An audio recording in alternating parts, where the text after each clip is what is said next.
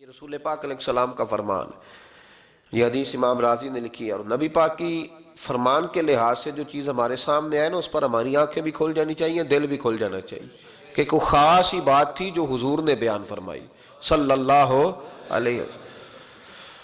سرکار دو عالم علیہ السلام نے فرمایا ایک آدمی نے 500 سال بغیر ریاکاری کے اللہ کی عبادت کی۔ کتنے سال؟ 5 سال نہیں ہوتی بغیر ریاکاری کی۔ تہجد پڑھنے والا جب تک 6 لوگوں کو بتا نہ دے تہجد پڑھی ہے، اتنی دیر تو تہجد آگے بڑھتی نہیں، کم از کم 6 بندوں کو پتہ ہونے چاہیے۔ اور میرے جیسے حاجی نمازیوں کا تو دل کرتا ہے کہ وظیفے پہ بندہ رکھا جائے جو تعریفیں کرے صبح و شام۔ حاجی صاحب کی کیا بات ہے، حضرت صاحب کی وظیفہ دیں گے اس کو مہینے کا، وہ تعریف کرے کھول کے کہ آپ کی بڑی بات۔ یہ مرض ہے، تعریف سننا نا، یہ بیماری ہے، اس نے جھوٹ کو جنم دیا ہے، بہت بڑا مرض ہے۔ حضرت سعدی نے اس پر بہت بڑے مقالہ جات لکھے ہیں اور فرماتے ہیں یہ مرض کچھ لوگوں میں بہت زیادہ ہوتا ہے۔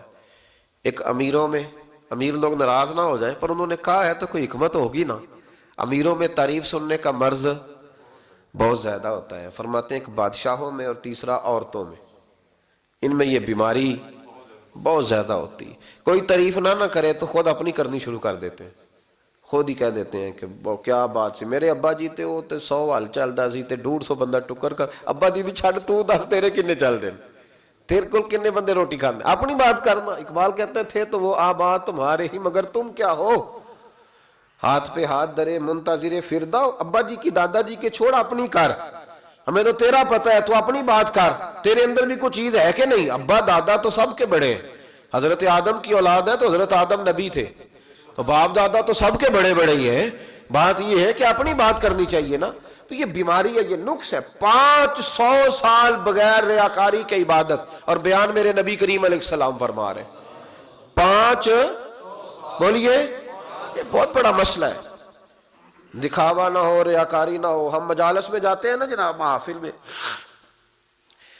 تو لسٹ ملتی ہے، یہ چودھری صاحب نے صدارت ہے، انہوں نے خصوصی تعاون کیا ہے، تو یہ فلانے صاحب ہیں تو ان کا بھی نام لینا ہے۔ تو میں کبھی کبھی کہہ دیتا ہوں کہ یار آپ نے تو کہا تھا یہ نبی پاک کی تعریف کی محفل ہے، اور یہاں آپ نے لسٹ لگا دی ہے پوری تعریف کرنے والوں کی۔ کچھ ضروری ہے کسی کا نام لینا اور اس کا جناب ذکر کرنا اور اشتہار پہ اس کی فوٹو آنا، یہ کچھ ضروری ہے؟ ویسے بھی کوئی اچھا لگتا ہے کہ نبی پاک کے نام کی محفل اور میں کو میں صدارت کر رہا ہوں؟ ڈرنا چاہیے نا مجھے اللہ تعالیٰ سے، حضور کی محفل اور میری صدارت، اس پر کبھی غور کریں۔ اگر کوئی راہ طریقت کا مسافر ہوگا تو تڑپ جائے گا کہ نبی پاک کے نام کی محفل اور سرپرستی ایک ایسے آدمی کی جس کو وضو تک نہیں کرنا آتا، چھ معنی دار ہے، کوئی دھندا ہے معاذ اللہ تعالیٰ، جس کا جو دل کرے وہ کرتا جائے۔ 500 سال بغیر ریاکاری کی عبادت کی، 5 بڑا مشکل ہوتا ہے۔ حضور فرماتے ہیں یہی بندہ جب اللہ کے حضور کھڑا کیا جائے گا تو رب کریم اس سے کہے گا کہ چلو اس کو میرے فضل سے جنت میں لے جاؤ، تو عرض کرے گا مالک فضل تو ٹھیک ہے پر 500 سال لگائے ہیں میں نے، 5۔ وہ مولوی صاحب میری طرح کے بیچارے جو امام مسجد ہوتے ہیں نا، تو وہ بھی کہتے ہیں جب میں آیا تھا تو 30 بچے تھے مسجد میں، اب 80 ہو گئے۔ اور بھائی یہ بندوں کو بتانے کی کیا ضرورت ہے، یہ تو اللہ کی رضا کے لیے ہے نا، تو چھوڑ اس میں اتنا تذکرہ کرنے کی کیا حاجت۔ 500 سال جس نے لگائے، بول پڑا یا اللہ 500 سال لگائے اور تو کہتا ہے کہ اس کو میرے فضل سے لے جاؤ، تو رب کریم نے فرمایا چلو کوئی نہیں، پھر انصاف کر لیتے ہیں، الٹی آنکھ کی روشنی نکال کے ترازو کے ایک پلڑے میں رکھو اور 500 سال کی بغیر ریاکاری کی عبادت دوسرے پلڑے میں رکھو۔ کبھی اس مریض سے پوچھنا جس کو ڈاکٹر کہہ دیتا ہے کہ تیری آنکھ کا علاج نہیں ہو سکتا، بے بس ہوتے ہیں ڈاکٹر، جواب دے جاتا ہے شعور۔ پوچھ کبھی اس شخص سے کو کہتے ہیں بس جناب اب آپ اپنی آنکھیں موجود ہونے کے باوجود آپ دیکھ نہیں سکتے، اتنی موٹی آنکھ لگی ہوئی ہے، لیکن روشنی اللہ چاہے تو دیتا ہے، نہ چاہے تو نہیں دیتا۔ 5 ایک آنکھ کی روشنی ایک پلڑے میں رکھ لو اور دوسرے میں 500 سال کی عبادت رکھ دی، اللہ اکبر۔ تو رب کریم نے فرمایا اب تولو، جب تولی تو وہ عبادت تھوڑی تھی اور ایک نعمت زیادہ تھی۔ اللہ نے فرمایا یہ تو بھائی اس کو تو 500 سال دیے تھے، یہ تو ایک نعمت کا شکر نہیں ادا کر سکا، پکڑو اس کو دوزخ میں ڈالو۔ ایک کر کے کیا آیا ہے، پکڑو جہنم میں ڈالو، اس کو لے چلو۔ ترمذی شریف کے لفظ ہے نبی پاک نے ہمیں سمجھایا اور ایک جملے میں ساری بات ختم کر دی. حضور فرمانے لگے تو اللہ کی تھوڑے دیے ہوئے رزق پہ راضی ہو جا, وہ بھی تیری تھوڑی عبادت سے راضی ہو جائے گا. اور اگر تیرا پروگرام ہے نا لمبی چوڑی جائیدادوں کا, تو پھر سجدے بھی لمبے کر, پر لمبے کرنا تو بھی. یہ کیا بات ہوئی؟ یہاں جتنی دولت بڑھتی جاتی ہے عبادت سکڑتی جاتی ہے, وقت ہی نہیں, ٹائم ہی نہیں. یہ بڑھا پھر. تو جب دوزخ میں جانے لگا نا تو پھر خیال آیا, تو حضور فرماتے ہیں استغفار کرنے لگا, کہنے لگا اللہ میں بھول گیا تھا, اللہ مجھے غلطی لگ گئی. استغفار کر رہا.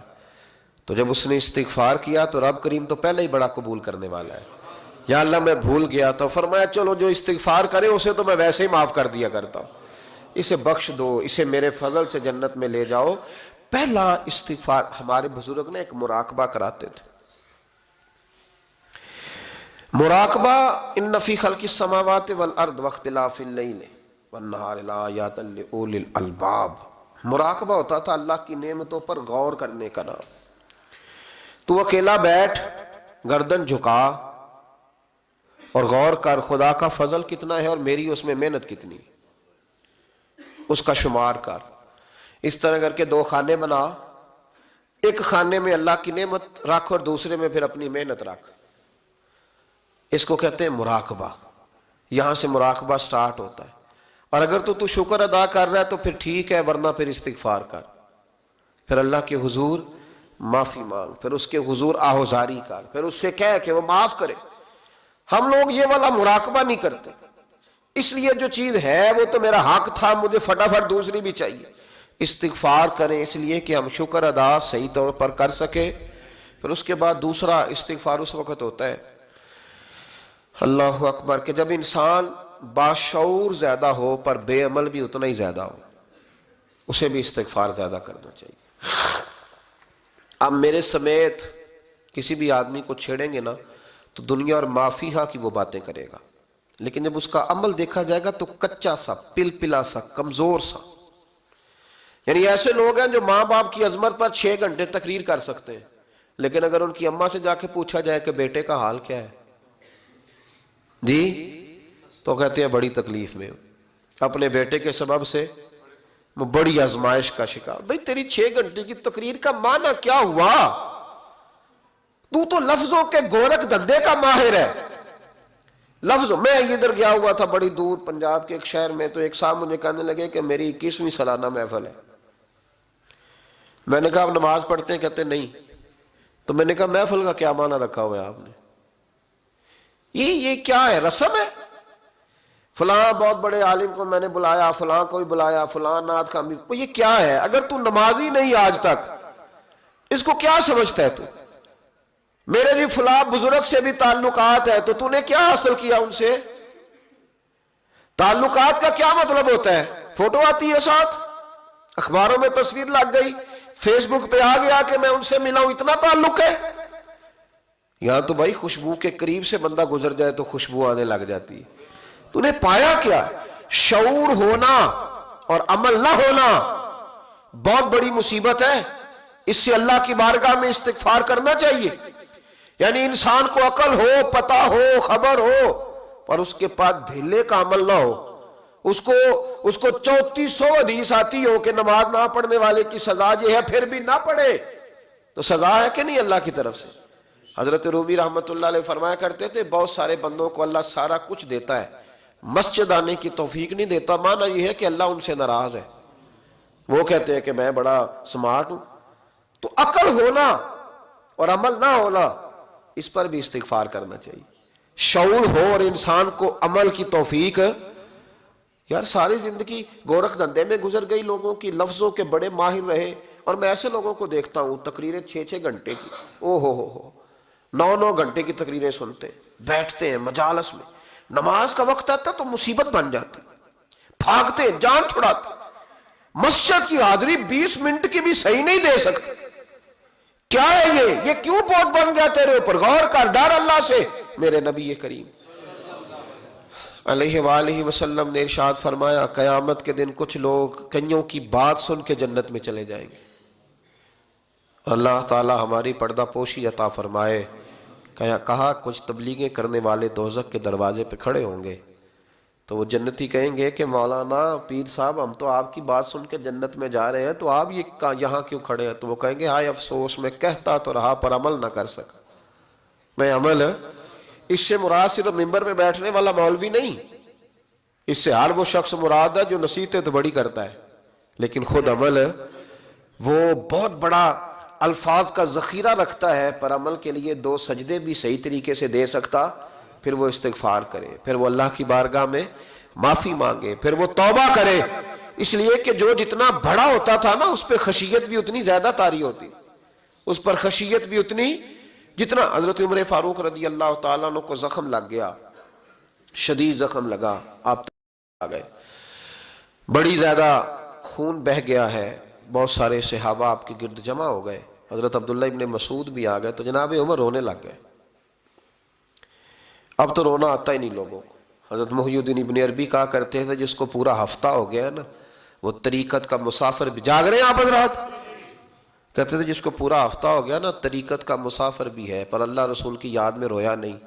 فرماتے تھے مجھے تو اس کے ایمان پر شک ہونے لگ گیا کہ 8 دن ہو گئے اسے خیال ہی نہیں آیا۔ حضرت عمر میدان میں جس شخص کے کبھی پاؤں نہیں لڑکھڑائے، اللہ رسول کی بات آتی تھی تو دریا بہتے تھے آنسو، یہاں حال ہی کوئی نہیں، خشک خشک جملے اور جناب موٹے موٹے تراشے ہوئے فکرے اور لفظوں کی ہیرا پھیری، اس کے علاوہ کوئی چیز نظر ہی نہیں آتی۔ حضرت عمر رونے لگے، آخری وقت ہے، تڑپ رہے ہیں، آنسو بہہ رہے ہیں۔ حضرت عبداللہ ابن مسعود آ گئے، انہوں نے کہا عمر تیری ہجرت بھی بڑی باکمال تھی، تیرا اسلام قبول کرنا بھی بڑا ہی باکمال تھا، حضور بھی تجھ سے ہمیشہ راضی رہے۔ عمر تو روتا کیوں ہے یار؟ بات تو یہ ہے کہ جب تو نے خلافت سنبھالی تو پھر تیرے طریقے بھی باکمال ہی تھے، اور جب تو میدان میں اترتا تھا پھر بھی تیرے معاملات باکمال تھے، اور جب تو مال غنیمت بانٹتا تھا پھر بھی تو باکمال۔ یار ہر موقع پہ تو باکمال تھا تو جاتے دفعہ روتا کیوں ہے؟ ان کا استغفار دیکھو، ان کی توبہ دیکھو۔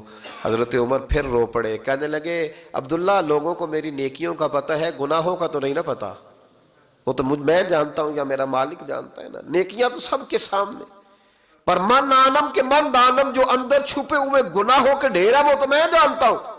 کہا تو نے میرے کلمہ پڑھنے سے لے کر میری حکومت تک میری ساری نیکیاں گنوائی ہیں، اب دعا کر میرے لیے کہ رب میری نیکیاں اور بدیاں برابر برابر کر دے، مجھے درجہ نہیں چاہیے، بس اللہ مجھے معاف کر دے۔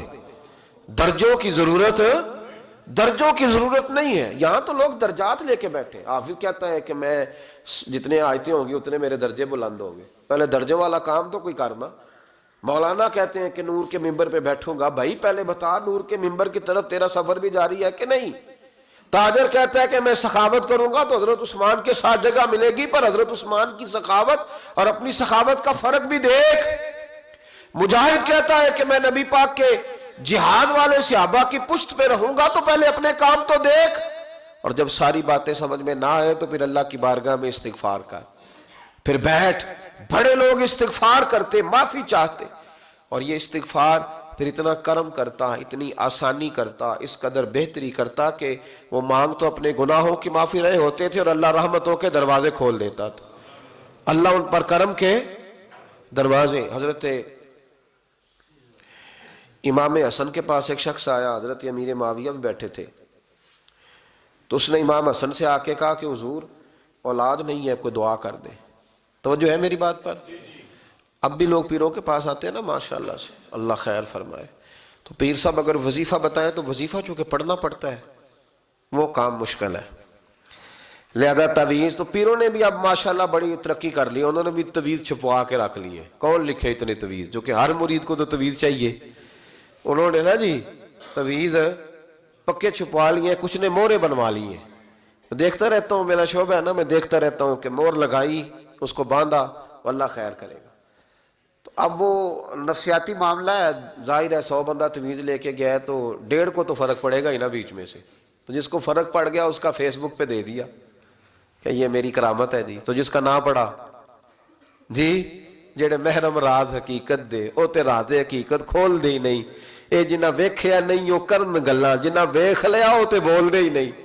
ہمارے ایک حضرت تھے تو ان کے پاس ہم بیٹھے تھے، نیک آدمی، تو تعویذ دیا تو مرید کہنے لگا حضور دوبارہ کب آؤں؟ کہنے لگے فرق پڑ گیا تو آ جانا، نہیں تو کہیں اور چلے جانا۔ اس لیے کہ شیخ عبدالعزیز دباغ رحمۃ اللہ علیہ کے ایک مرید نے کہیں تنقید کر دی تھوڑی سی، یہ لفظ بس نا بہت بڑے ہیں، ان کی میں تشریح نہیں کروں گا، جتنے جملے اتنی بات کر کے بیت جاؤں گا، ان کی تشریح نہیں ہو سکتی، یہ ان کی توضیح نہیں ہو سکتی، کچھ تفصیل نہیں ان کی ہو سکتی، یہ جملے بڑے، میں کوئی تشریح نہیں کروں گا۔ اس نے کہا کہ حضور فلاں فلاں فلاں فلاں جگہ مجھے پریشانی ہے آپ کے حوالے سے، تو آپ فرمانے لگے میں نے کون سا باندھا ہوا ہے، نہیں سمجھ میں بات آتی تو کہیں اور چلا جا، باندھ کے رکھا نہیں، دروازے کھلے ہوئے ہیں، کہیں اور چلا جا، ختم ہو گئی بات، تنقید کرنے کی ضرورت چھٹی۔ اس لیے کہ وہ لوگ بت نہیں بناتے تھے کہ بس ادھر ہی پوجا کرنی ہے کہ کہیں اور نہیں جانا، یہ چھوڑے ہے نا ہمارے چکر چلا ہوا، میرے علاوہ کہیں اور نہ جانا۔ شیخ عبدالوہاب شرونی فرمایا کرتے تھے یہ تو نقص ہے تیرے اندر کا، یہ تو تیرے اندر کا نقص ہے، اگر تو قابل ہوتا تو کہتا جا سنگیا سارا زمانہ دیکھا، اگر کوئی میرے جیسا ملا تو چلا جانا، اور اگر میری طرح کا نہ ملا تو پھر کہیں اور جا دیکھا سارا۔ او بھائیو کیا چکر ہے، وظائف لوگ پوچھتے تھے تو ان پہ عمل کرتے تھے، وہ چیزیں فائدہ دیتی۔ حضرت امام حسن سے آ کے وظیفہ پوچھا، اس شخص نے کہا حضور اولاد کوئی نہیں تو وظیفہ بتائیں، تو آپ نے فرمایا استغفار پڑھا کر، کیا کر؟ اس نے کہا ٹھیک ہے، تو حضور پھر میں دوبارہ کب آؤں؟ تو امام حسن کہنے لگے بے اولاد ہے نا تو، استغفار کا وظیفہ بتایا نا؟ کہا ہاں۔ فرمانے لگے اب اس وقت آنا جب اللہ تجھے 10 بیٹے عطا کرے گا۔ کتنے؟ 2 4 نہیں، 10 ہی کہہ دیے۔ تو حضرت امیر معاویہ رضی اللہ تعالیٰ دیکھا، کہنے لگے حسن اتنا بڑا دعویٰ؟ آپ فرمانے لگے میں نے کہہ دیا نا تو اللہ فضل کرے گا، ہاں ہاں اللہ خیر کرے گا، خیر ہو جائے گی۔ وہ شخص کئی سالوں کے بعد آیا، کئی سالوں کے بعد، تو حضرت امیر معاویہ کو بھی ساتھ لایا، کہنے لگا حضور اللہ کے فضل سے اللہ نے 10 بیٹے عطا فرمائے، پورے 10 ہی اللہ نے دیے۔ تو حضرت امیر معاویہ کہنے لگے جناب بات تو آپ کی سچی ہو گئی، پر مجھے بھی بتائیں یہ وظیفہ کہاں سے لیا؟ فرمانے لگے قرآن پاک سے، سورہ نوح کی 10 11 12 آیت پڑھو، اللہ فرماتے ہیں تم استغفار پڑھو میں تمہاری بیٹوں سے بھی مدد کروں گا، مالوں سے بھی مدد کروں گا۔ تو میں نے استغفار بتائی تھی اور قرآن میرے اللہ کا ہے، رب کا وعدہ جھوٹا ہو سکتا؟ فرمایا 10 بیٹے ملنے تھے، میں نے کہہ جو دیا تھا۔ وہ میرے بھائیوں یاد رکھیں، استغفار اللہ کی رحمت نازل کر، ایک ہوتا ہے خوف، ایک ہوتی ہے خشیت۔ خوف والے لوگ توبہ کرتے ہیں، خشیت والے استغفار کرتے ہیں۔ ایک ہوتا ہے خوف، ایک ہوتی ہے خشیت والے استغفار کرتے ہیں۔ نبی کریم علیہ السلام نے فرمایا میں دن میں 100 مرتبہ استغفار کرتا ہوں، دن میں۔ توبہ والا کہتا ہے کہ میں بھول گیا تھا مجھے معافی مل جائے، اور خشیت والا کہتا ہے میرا یار ناراض نہ ہو جائے، وہ استغفار ہی کرتا رہتا ہے، وہ معافی حضرت رومی نے مثال دی ہے، فرماتے ایک عورت تھی تو بھیک مانگا کرتی تھی، ایک دن بادشاہ کے دروازے پہ بھیک مانگنے گئی تو بادشاہ کو پسند آ گئی، اس نے نکاح کر لیا۔ 20 کنیزائیں اس بی بی کے پاس تھی خدمت کرنے کے لیے، روٹی دینے کے لیے، کپڑا دینے کے لیے، لیکن وہ ہر وقت روتی رہتی تھی، ہر وقت روتی۔ ایک سمجھدار کنیز کہنے لگی کہ ملکہ اب تیرا درجہ بہت بڑا ہے، تو ہر وقت روتی رہتی ہے، معافیاں ہی مانگتی رہتی ہے ہر وقت، کون سی ایسی نعمت ہے جو تیرے پاس نہیں؟ تو وہ کہنے لگی اس لیے تو روتی ہوں۔ کیا مانا؟ کہنے لگی اس لیے روتی ہوں کہ میں اس قابل نہیں تھی جو مجھے مل گیا، کہیں میرے سر کا سائیں ناراض نہ ہو جائے، وہ کہیں بگڑ نہ جائے، مجھے پتا ہے کہ میں کیا تھی اور مجھے کہاں تک پہنچا دیا، میں روتی اس لیے ہوں کہ کبھی کہیں وہ ناراض۔ حضرت عمر اس لیے روتے تھے کہ کہیں مصطفیٰ ناراض نہ ہو جائے، حضرت ابو بکر اس لیے تڑپتے تھے کہ کہیں اللہ کا فضل روٹھ نہ جائے۔ یہ جو مولا علی اپنے کمرے میں بیٹھ کے زور زور سے استغفار پڑھتے تو اس لیے نہیں کہ بڑے پاپ تھے جن کی معاذ اللہ معافی مانگتے تھے، اس لیے کہ رب رسول کہیں ناراض نہ ہو۔ خشیت تھی کہ جہاں ہم پہنچے ہوئے کہیں وہاں سے واپس، استغفار بندے کی اللہ سے صلح کرا دیتا ہے، بندے کی رب سے صلح ہو جاتی ہے جب استغفار۔ دیکھیں نا بڑی سادی سی بات ہے کہ 2 بھائی ناراض ہوں تو بڑا کہتا ہے اس نے میری بے ادبی بڑی کی، تو چھوٹا اگر پاس آ جائے اور پیر پکڑ لے کہ چل یار معاف کر دے تیرا بھائی نہیں، پتہ کیا ہوتا ہے؟ صرف معافی نہیں ملتی، ہاں صرف معافی نہیں، چھوٹے نے بے ادبی کر دی، بڑے کو تکلیف ہوئی، بات جب آگے بڑھی نا تو بڑے نے شکوہ کیا، جب لوگوں نے چھوٹے کو سمجھایا تو چھوٹا جب معافی مانگتا، ادھر دیکھو میری طرف، جب چھوٹا معافی مانگتا ہے نا اٹھ کے جاتا ہے اور بڑے کے پیر پکڑتا ہے تو نرا معاف نہیں کرتا، بڑا رو بھی پڑتا ہے، بڑا رو بھی پڑتا ہے، اور وہ کہتا ہے کہ وہ میں اور تم اماں کے پاس اکٹھے بیٹھتے، ایک باپ کی موٹر سائیکل پہ اکٹھے بیٹھتے، تو تیرا اور میرا رشتہ یار تو نے یہ کیوں، وہ جو آنسو نکلتے ہیں نا وہ درد ہوتا ہے، وہ کیف ہوتا ہے، وہ سوز ہوتا ہے، وہ لذت ہوتی ہے، وہ پیار ہوتا ہے۔ رب کہتا ہے تو معافی مانگ، انہو کان غفارا، تو معافی مانگ، میں تجھے معاف بھی کروں گا، تیرے اوپر رحمت بھی فرماؤں گا، تیرے اوپر کرم نوازی بھی کروں گا، تجھے نواز دوں گا، تجھے عطا کروں گا۔ حضرت موسیٰ کلیم اللہ علیہ السلام کا زمانہ مبارکہ تھا، قحط پڑ گیا، بارش نہیں ہوتی۔ ہم لوگ نا اب تو خیر ہمارے پاکستان میں تو ٹیبل ٹاک ہوتی ہے، ٹاک شو ہوتے ہیں، ہمارے ہاں تو پتہ کیا جاتا ہے کہ بارش ہو کیوں نہیں رہی، پھر اس پہ یہ ہوتا ہے کہ دھواں بڑا چڑھ گیا ہے، حالات بڑے خراب ہیں، فلاں ایسے ہو گیا، قحط کا ہم تو اسباب تلاش کرتے رہتے ہیں نا جی، فوق بہت زیادہ ہے، فلاں چیز ایسے ہے، فلاں چیز ایسے ہے، ہم تو یہ تلاش کرتے رہتے ہیں۔ وہ لوگ یوں نہیں کرتے تھے، وہ سیدھے جا کے مصلوں پہ بیٹھتے تھے، اس لیے کہ وہ کہتے تھے جب رب چاہتا ہے تو پھر کوئی چیز کسی چیز کو روک سکتی، وہ سیدھے مصلے پہ بیٹھتے۔ اعلیٰ حضرت فاضل بریلوی رحمۃ اللہ علیہ کے پاس ایک مولانا محمد حسین آئے، وہ فلکیات کے بڑے ماہر تھے، تو اعلیٰ حضرت نے فرمایا ذرا ستاروں کا حساب لگا کے دکھاؤ بارش کب ہوگی، کہنے لگا پورا مہینہ تو نہیں ہوگی۔ تو اعلیٰ حضرت رحمۃ اللہ علیہ فرمانے لگے کہو کہ میرا علم کہتا ہے مہینہ نہیں ہوگی، اللہ چاہے تو ابھی ہو سکتی ہے۔ کہنے لگا جی وہ تو ٹھیک ہے پر میرا علم، وہ جیسے روز لوگوں نے پیر نیٹو سے شاہ صاحب نہیں کھولے ہوتے کہ بارش کب آئے گی، اور اس کی طرف نہ دیکھ، مصلے پہ بیٹھ، مہربانی کر مصلے پہ بیٹھ، اللہ کی بارگاہ میں حاضر ہو، اسے معافی مانگ، اسے منا تاکہ وہ رحمت کی بارش۔ کہنے لگا جی میرا علم کہتا ہے، تو اعلیٰ حضرت فرمانے لگے پھر وہی بات، تو کہے اللہ چاہے تو بارش ابھی، لیکن یہ جو اڑ گئے ہیں نا بیچارے، یہ اڑی گئے ہیں، یہ جہاں الجھ گئے ہیں وہاں یہ لوگ الجھ گئے، اللہ ہمیں الجھنے سے محفوظ فرمائے۔ تو اعلیٰ حضرت اٹھے تو فرمایا ٹائم کیا ہوا ہے گھڑی پہ، کہنے لگا جی 12۔ تو اعلیٰ حضرت نے گھڑی گھمائی، اب کیا بج گیا، کہنے لگا 4 بج گئے، فرمانے لگے بج گئے نا 4، کہنے لگا جی آپ نے گھڑی گھما جو دی ہے، فرمانے لگے اللہ بھی جب چاہے تو ستارے گھما دیتا ہے، اللہ بھی ستارے گھما دیتا ہے بارش۔ کہنے لگا جی وہ تو ٹھیک ہے پر مہینہ نہیں ہو سکتی، اڑا ہوا بندہ اس کا کوئی علاج ہے جو اڑ جو جائے، اس کے لیے قرآن کہتا ہے وَإِذَا خَاطَبَهُمُ الْجَاهِلُونَ قَالُوا سَلَامًا، اسے سلوٹ کرو دور سے، اسے کو تو جان اور تیرا۔ کہنے لگا جی ہو نہیں سکتی پورا مہینہ، فرمانے لگے یار تو جا اپنا کام کر۔ وہ شخص کہتا ہے میں نے دروازہ کھولا اعلیٰ حضرت کا، کمرے سے باہر نکلا تو تیز بارش ہو رہی، واپس آیا تو میں نے کہا احمد رضا یہ عقیدہ کہاں سے لیا ہے، فرمایا دروازہ مصطفیٰ سے لیا ہے صلی اللہ علیہ وسلم۔ تو یاد رکھیں کہ اللہ کو منانا چاہیے، استغفار کرنا چاہیے، اس کی برکات۔ حضرت موسیٰ ساری قوم کو لے کے نکل گئے، آؤ بھئی میدان میں اللہ کی بارگاہ میں استغفار کریں اور بارش کا سوال کریں، بارش مانگیں۔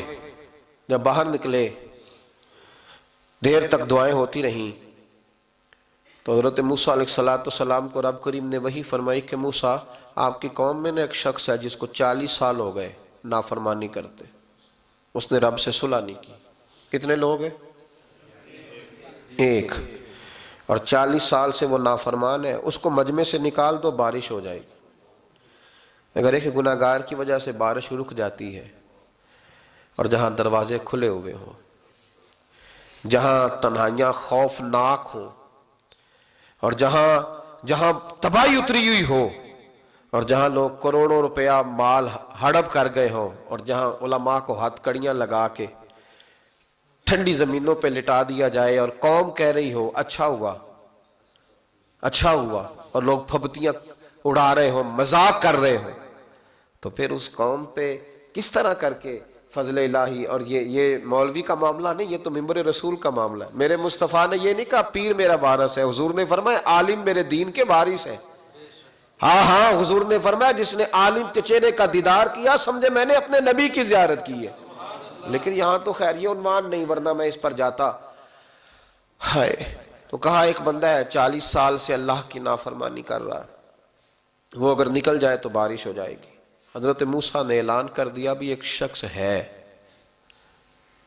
وہ اگر نکل جائے تو بارش ہو جائے گی. پتہ تو ہوتا ہے نا سب کو. مجھے بھی پتہ ہے کہ میں اندر سے کیسا ہوں، اور آپ کو بھی خبر تو ہوتی ہے نا جی. جب بات ہو رہی ہوتی ہے تو پھر پتہ تو چلتا ہے نا کہ بات کہاں جا کے سیٹ ہو رہی ہے. پتہ چلتا ہے نا. اسے بھی چل گیا پتہ، اب اندر ہی اندر رونے لگا. اور دیکھو امام رازی اور امام غزالی دونوں نے لکھا ہے کہ اس درد سے رویا، اس درد سے کہ ادھر والے کو بھی پتہ نہ چل جائے. مجمع کے اندر کھڑا ہے اور ادھر والے کو بھی استغفار، دیکھو ادھر والے کو بھی پتہ نہ چل جائے اور ادھر والے کو بھی کہیں ہجوم میں غم میں بھی توہین نے ضبط غم نہ ہوئی. ہم اس احتیاط سے روئے کہ آنکھ نم نہ ہوئی. ہجوم میں غم میں بھی توہین نے ضبط غم نہ ہوئی. ہم اس احتیاط سے روئے کہ آنکھ نم نہ ہوئی. روئے بھی پر کسی کو آنسو نہیں دیکھنے دیے. اب اس درد سے کہتا ہے اللہ تو تو معاف کرنے والا ہے نا، تو تو معاف کرتا ہے، پردہ پوشی کرتا ہے. اور مالک اگر لوگوں کو پتہ چل گیا تو میرے تو بچوں کا بھی جینا حرام کر دے گا. یا اللہ میری تو آنے والی نسل بھی تڑپ کے وقت گزارے گی. مالک تو معاف کر دیا کرتا ہے، لوگ نہیں معاف کرتے. اے اللہ یہ میری خوبیاں بھول جائیں گے، میری خامیوں پر بات. مالک میں یہ ذلت نہیں برداشت کر سکتا، فضل فرما. حضرت موسیٰ نے دوبارہ اعلان کیا نکلتے ہو کہ نہیں نکلتے؟ پھر تڑپا خداوندا مجھے بے آبرو نہ کر. یہ ذلت اور رسوائیاں یہ نہیں برداشت ہوتی. اللہ درگزر. حضرت موسیٰ نے تیسرا اعلان کیا نکلتا ہے یا میں پھر اس کا نام لوں؟ اللہ سے پوچھ کے نام لوں اس کا، بتاؤ کون ہے؟ اب تو تڑپ گیا، کہنے لگا مالک میں تیری بارگاہ میں استغفار کرتا ہوں، آئندہ نہیں کرتا، آئندہ نہیں کرتا. یہ لفظ ادا کیے، بندہ کوئی بھی نہیں نکلا. رب کریم نے بارش عطا کر دی. تیز بارش جب برسی نا، تیز بارش، تو لوگ تو مین دیکھ کے دوڑ گئے. تو حضرت موسیٰ کہنے لگا یا اللہ مجھے بھی تو بتا، تو نے کہا تھا کہ جب تک بندہ نہیں نکلتا بارش نہیں ہوگی. تو نکلا کوئی بھی نہیں، بارش ہو گئی، ماجرا کیا ہے؟ تو رب کریم نے فرمایا موسیٰ بس اس نے مجھ سے صلح کر لی، اس نے مجھ سے صلح کر لی. اور امام غزالی نے لفظ لکھے حضرت موسیٰ نے پوچھا، حالانکہ اللہ اپنے نبیوں کو غیب کے خزانے دیتا ہے، پوچھا کہ اے اللہ مجھے اس کا نام بتا دے. تو رب کریم نے فرمایا موسیٰ جب گناہگار تھا تب نہیں کسی کو بتایا، جب پاپی تھا تب نہیں بتایا، جب مجرم تھا تب نہیں بتایا، اب کیسے بتا دوں؟ فرمایا اس کی میری صلح ہو گئی ہے. اور فرمایا جو بارش نہیں نہ ہو رہی تھی وہ بھی اس کی وجہ سے نہیں ہو رہی تھی، اب جو ہوئی ہے نا تو یہ بھی اسی کی وجہ سے ہوئی ہے. یہ بارش اب جو ہوئی ہے تو یہ بھی یہ اس گناہگار کے سبب سے.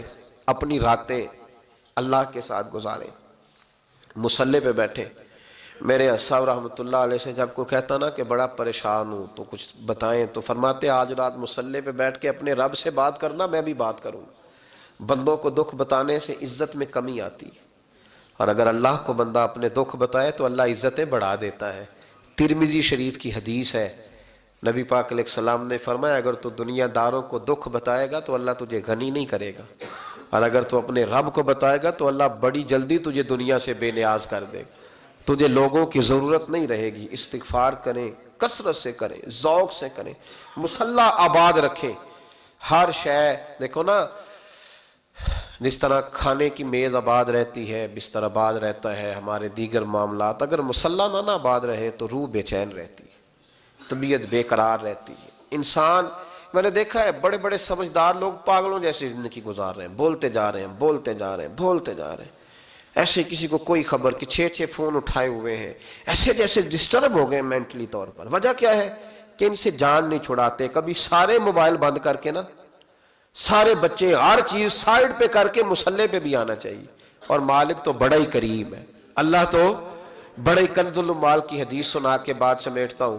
نبی پاک صلی اللہ تعالی وسلم فرماتے ایک شخص تھا بنی اسرائیل میں، بڑا مالدار تھا، تو پھر اس پہ غربت آ گئی. جب غربت آئی تو رو پڑا، کہنے لگا اے اللہ میں غریب ہو گیا ہوں، میری مدد فرما، میں نے بڑی نافرمانی کی ہے تیری. مالدار جب تھا تو بڑی موج کا، یا اللہ میں نے بڑی اب نہیں کروں گا، مجھے اس غربت سے نکال. تو اللہ نے فرشتوں سے کہا کہ دے دو جو مانگتا ہے. تو فرشتے کہنے لگے یا اللہ یہ توبہ کر کے نہیں آیا، ڈر کے نہیں آیا، یہ تو الجھ گیا تب آیا ہے.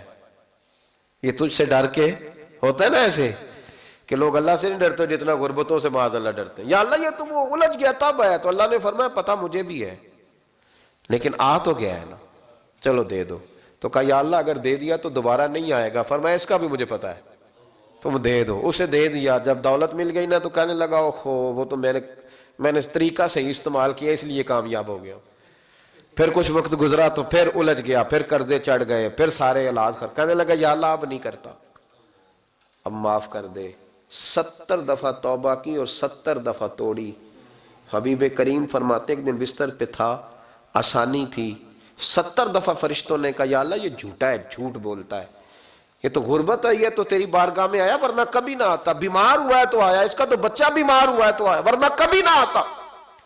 70 دفعہ توبہ توڑی. ایک دن رات کو بستر پہ لیٹا تھا, دولتیں بھی تھیں, آسانیاں بھی تھیں. دل میں خیال آیا میں کتنا جھوٹا ہوں, جب الجھ جاتا ہوں تو اس کے دروازے پہ جاتا ہوں اور وہ کتنا کریم ہے, مجھے خالی نہیں لوٹاتا. تڑپ اٹھا, آنسو نکل گئے, اٹھ کے مصلے پہ کھڑا ہوا تو رب کریم نے فرشتوں سے فرمایا کھول کے دیکھو دروازے, آج یہ غربت کی وجہ سے نہیں آیا, آج میرا بن کے آیا ہے. تو یا اللہ پہلے تو دولت دیتا تھا, آج کیا دے گا؟ تو محبوب فرماتے اللہ فرماتے ہم نے اسے بغیر حساب کتاب جنت عطا کرو. استغفار کریں, اس کے حضور حاضری دیں. جس طرح سارا کچھ چھوڑ چھاڑ کے لوگ کہتے نہیں کہ 1 مہینہ میں نے کسی سیاحتی مقام پہ رہنا ہے, میں نے اب کسی ٹھنڈے علاقے میں چلے جانا ہے, برف باری دیکھنی ہے, سیر کرنی ہے, 10 دن کی چھٹیاں وہاں گزارنی ہے, چلو 7 چھٹیاں وہاں گزار لو, 3 دن اپنے اللہ کے ساتھ گزارو. روزے رکھو, دن کو رات کو قرآن شریف پڑھو, تلاوت, کچھ وقت دو اللہ کے ساتھ حضور پر درود و سلام بھیجنے کے لیے, نبی پاک کی نعت کے لیے, اذکار کے لیے, بزرگوں کے لیے. پھر دیکھنا اللہ روح کو کتنا سکون دیتا ہے. آخر دعوانا الحمدللہ رب العالمین.